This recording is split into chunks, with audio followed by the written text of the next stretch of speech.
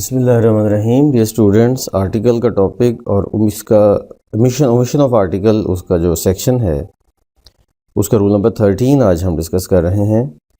और ये certain phrases के बारे में है। मतलब ये एक जनरल बात नहीं है, लेकिन कुछ ऐसी फ्रेजेस बनती हैं कि जिसमें ट्रांजिटिव वर्ब के बाद जब कोई नाउन एज एन ऑब्जेक्ट आता है तो उस नाउन के साथ कोई आर्टिकल यूज़ नहीं होता। जैसा कि The house caught fire.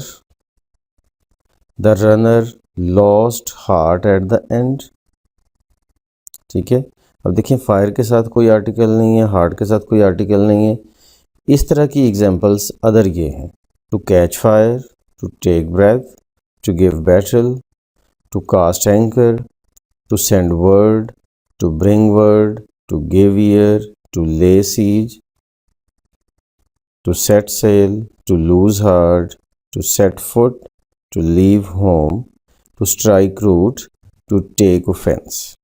अच्छा, अब इसका ये मतलब नहीं है कि फायर जब भी आएगा उसके साथ कोई आर्टिकल नहीं आएगा, बल्कि सिर्फ इसका ये मतलब है कि जब कैच फायर के सेंस में आएगा, इकट्ठा एक्सप्रेशन आएगा, फ्रेज़ बन के आएगा, या ये सारे जितने भी लिखे हुए हैं ये सारे इन्हीं फ्रेजेस के अंदर आएंगे, इसी वर्ब के साथ, तो नाउन के साथ कोई आर्टिकल नहीं आएगा। अदरवाइज़ तो कोई भी आर्टिकल आ सकता है अगर वो इस फ्रेज़ में नहीं आते। That's it for today. Allah.